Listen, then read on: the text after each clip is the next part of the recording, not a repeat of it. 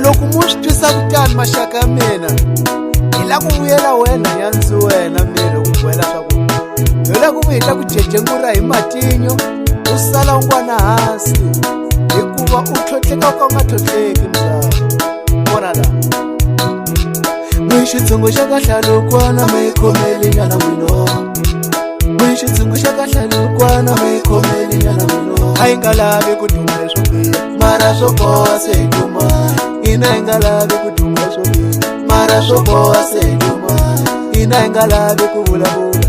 mara swo boha hi khuluma ina hi nga lavi ku vulavula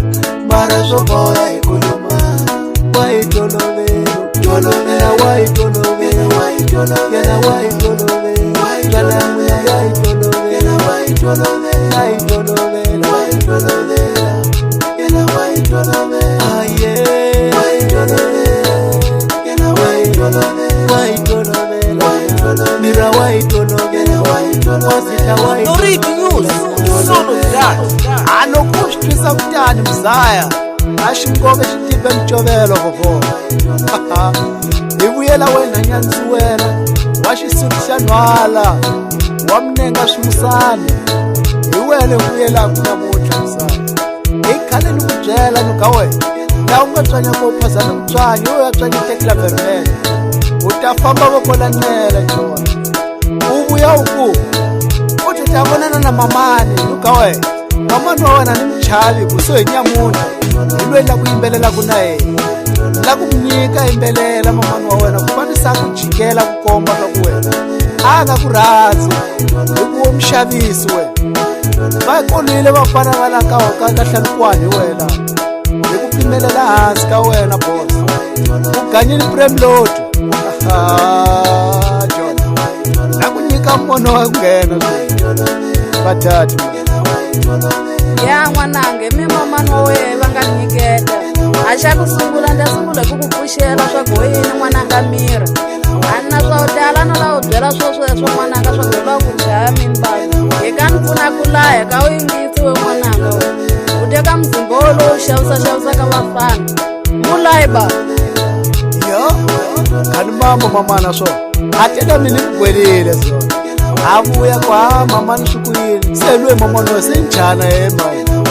hi ku bela muzika ni vuye ni ku byela no ka wena laha u nga phazama ku phazamile msaya hi ku silo ku dziko ku jangri u ya wela kun'wana ka tekla vermelo la tsiko ti yingisela ka xipikara u vuye ku ni va nga khangafa hi swoleswo ni ku munhu wa fa hi ku yimbeleliwe kambe damatinyo mithamba a file hi musika wa rifula boy se ku chota wena jona he wena u ta tshika u tsutsuma la ka hlalukwana u nga kona msaya wena mira kolano ka zina a bava u hlupheka ku bafoxola joni a zama ku la ku pfuna we usiwana trakontraka mara wo famba u pimela hansi ka wena lani u ganyeni prem load hi ku pimela hi ku cincacinca wa vafana u ku wena u ku mina u ku luya u ku tani u ku huma u ku twalala u ku swe hi wena mira maraka ku tlhutlo switwa a swo swi la ku nyiketa fanya na mina a ku byela timhaka ta wena mzaya a ni fambini noxe a tsatsi mfana ayayayayaya i ku sweka hlalukwana vuleke a luvela wela mira u ta muyo u tlhotlhe timhaka ya tlhotlheke timhaka ta wena ni fikelile lani yo tshama leswi ene leswi kumela kwani leta tlhe ku vuyela futhi a wu ta twa ku vava switsongo leswi kala leswi taku loko tsiko bayisa hi ta ku faka xipeleti